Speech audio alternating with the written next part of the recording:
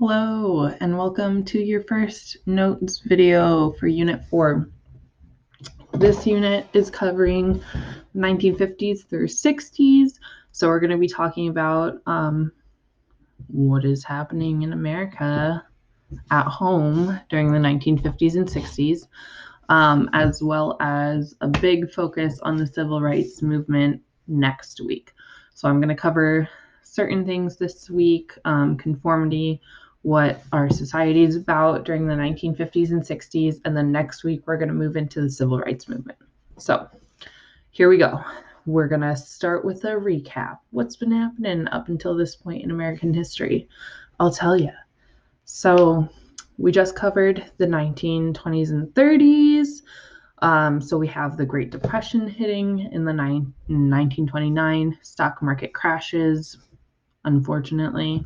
The Great Depression hits in the 1930s, and FDR has the New Deal, which helps kind of fix the Depression, but also kind of not, right? And your last test was writing on whether the New Deal was a success or a failure. So you have your own opinions on that. I'm not going to argue with you on it, but kind of fixes, kind of doesn't. But what really pulls America out of the Depression is World War II. So we enter World War II in the 1940s, and it helps stimulate our economy because we're building, tanks and guns and things like that. So really lifts us out of the Depression with all of our at-home industry jobs, creating things for war. And so when the war ends in 1945, what people really want is to have the ultimate American dream. They want to own a home, have a family, make sure that they have a secure job with good income, just live a peaceful, nice little life without interruption or having to worry about war and things like that. So very much like when we exited World War I, it's kind of the same mentality that we have here. So during the 1950s, it's another period of economic expansion, just like with the 1920s and 30s, or 1920s, not 1930s, because we were in a Great Depression then. So economic expansion. Our gross national product doubles from $212 billion in 1945 to $504 billion in 1960. So we're producing a whole shebang more in the 50s and 60s than we were previously. The average income per person increases from about $1,500 to $2,700, which is a crazy jump in average income. So we can see our pay for people is getting better. We have new products again, saving time and money. 2/3 of people in America own TVs by 1953, so people have greater access to information. We also get dishwashers, which helps save housewives time on washing dishes. And we have gas lawnmowers now to mow our beautifully manicured lawns in the suburbs that we now have. And then we also have credit cards. So literally just like the 1920s when they started buying on credit, now we have actual credit cards just like we have today. And that started by having, so people originally had gas cards that they could buy gas on credit, but then it expanded to even larger goods in America. So people could buy literally whatever consumer goods they wanted, even if they were going into debt to do so. They just want to improve their quality of life.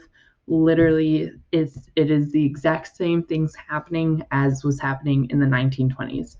So better products that are saving time and money. We just want to focus on living the good life after we get out of a war. We're focused on family. We're focused on building the economy back up. Everything is literally a parallel to what we went over after World War I. We also have a baby boom in the 1950s. So since we have such security in the economy, we have good job security, we have good wages, people start focusing on domestic concerns. Sorry, I'm getting distracted by this plant. People are focusing on domestic concerns in their own lives. So people, all the soldiers are returning from World War II, those who do return. And that creates a baby boom because soldiers are coming home after being away for a very long time, and they are producing children at that point in time. So from 1943 to 1966 are our years for the baby boom. Americans are having more children during this time than ever before. So we have like this huge population of kids coming in, a huge influx of kids. And this generation is who you guys call boomers today. You call everyone boomers, but these are the actual boomers. People born between 1943 and 1966. These are like the super old people right now.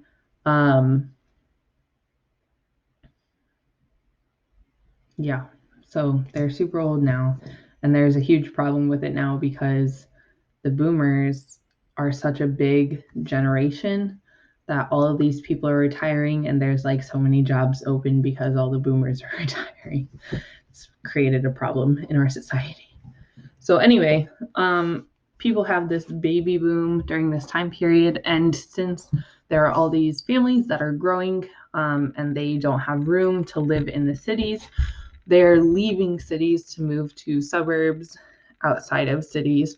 And this guy named Levitt, his last name's Levitt, takes advantage of that and develops this mass production technique in home building so that he can build a ton of homes very quickly so that people have places to move to.